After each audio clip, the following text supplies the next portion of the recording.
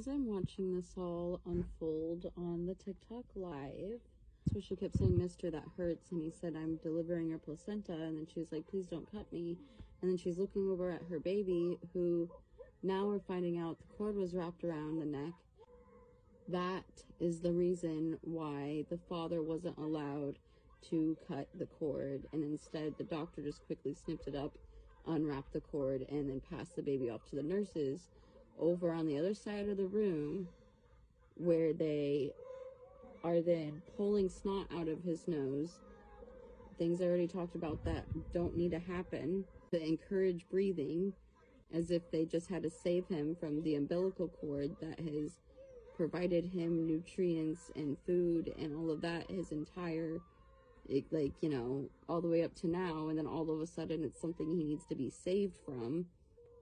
Not actually accurate to the true physiological birthing process, but just some bullshit that doctors say so they can do their procedures, so they can just, because this gives a moment while the baby is away from mother, getting snot sucked out and bathed and weighed and all of these things. So baby is in complete discomfort, cold.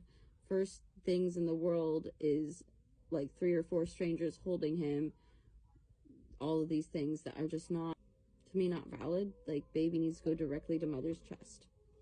And at the end of the live, she states that she didn't want him all like mucky and stuff, like she wanted him to have the bath first, you know. So like, that's mother's request, and not even my opinion, but what I know about the stuff that your baby comes out covered in, that's really important for your baby's skin. And instead of washing it off, we should be rubbing it in. Rubbing it in. There are benefits to rubbing it in, not washing it off. Okay, actually there are disadvantages washing it off versus the benefits of allowing it to just like mush into their skin.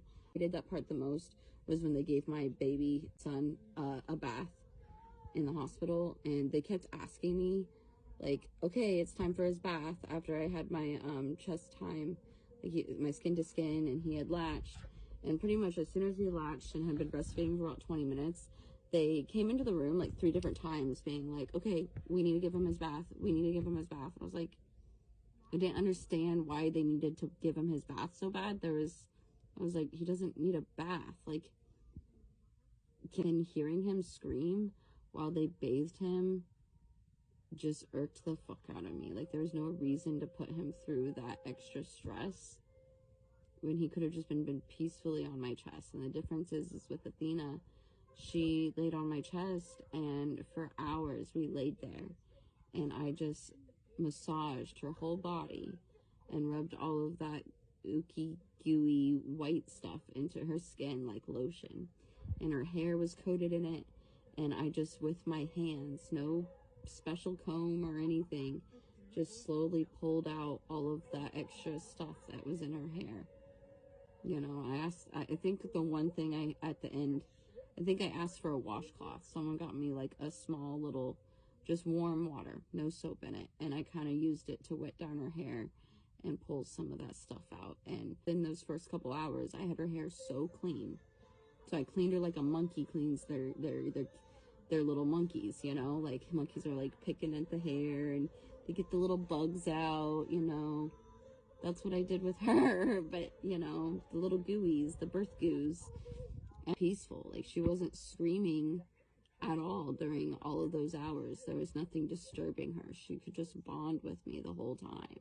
There's no reason to wash all that off of her.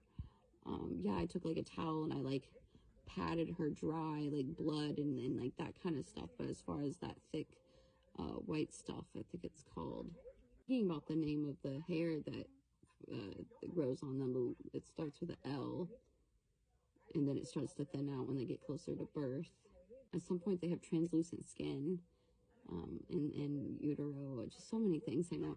But anyway, so the next thing I observed that struck me as that's uncomfy, they stated that the baby's face was blue. So there wasn't enough time for the dad to cut the cord. The cord was wrapped around the neck. The baby's face was blue. This is all the things, the commentary of the nurse, to try to explain away why he didn't get to cut the cord. Oh, well, the cord was wrapped. There was no time. There was no time. And the baby's face was blue. So that's why. Most babies born, their face is not going to look the color that you think it is. Babies are born some weird, funky color. Any home birth I've seen, babies are born weird looking because they're inside of you. So yeah, their skin isn't like, their skin changes. Their skin color, the tone of their skin color adjusts over the next few days. And when my daughter's head came out, because I'd seen so many home births, I understood what my birth partners were seeing, and they hadn't watched as many home births as me.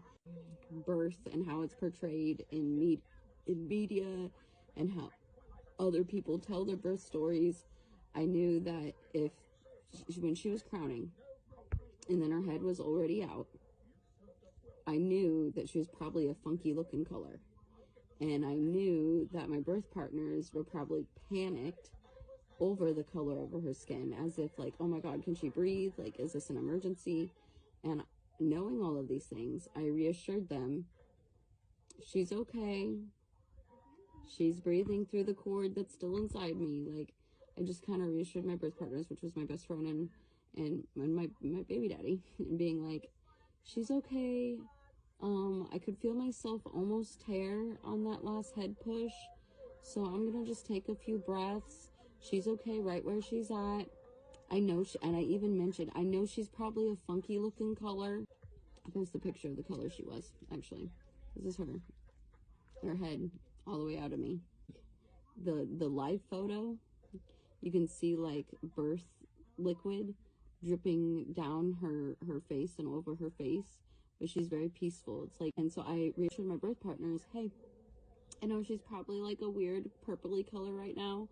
That's okay. That's normal. Like, I just need everyone to remain calm right now because I don't want to tear. So give me just a minute. I'm waiting for the next contraction, which I called it a wave. I'm waiting for the next wave to come in. And I took a few big, deep breaths and really grounded myself because I knew the next push was going to be shoulders and the rest of her body. Like, I knew the rest was just going to be an easy slip out. I took a few more deep breaths. She was probably sitting there with her head sticking out, maybe 30 seconds. Like, it felt like quite a minute. I felt the contraction rev up. I felt this wave start to, like, I didn't have to push. I just waited and stayed deep in my breath and calm in my mind, knowing I know everything about this and I'm body in tune. I got this. And then I felt the wave just push her out. There wasn't like a thought in my mind where I had to think, okay, is this it? Now okay, it's time to push. My body just pushed her out and she slipped into my partner's hands just like that. I felt just the ease of her shoulders and everything slide out. I was on my hands and knees. And then there was kind of this awkward moment where I could feel her being held in between my legs by TJ. And then I did this with my son. I birthed him on my hands and knees, despite fighting the hospital against everything they kept trying to suggest. I did get to birth him on my hands and knees, my preferred birthing position, even though they tried to keep me on my back. The bed that I delivered my baby on. Let's get him down. He's sleeping. Originally, legs up, like this, and then I start pushing everybody off. I can't even get to this position, feet planted on the floor, trying to get up before they grab my arms and push me back onto the bed. So at that point, when I'm pushed back onto the bed, when I try to get out of the bed, I go, and I am standing like this, and I am starting to crown. I don't think Dr. Graber had ever seen something like that. And I put on quite a show for all 8, pretty sure it was 8, because they were lined up wall to wall in my hospital room. The students, you know, I just said I didn't want to be there over and over again. We're all watching this. So thank God they're watching that, because somebody got to witness what a natural birth looks like without all the fuck shit that they do.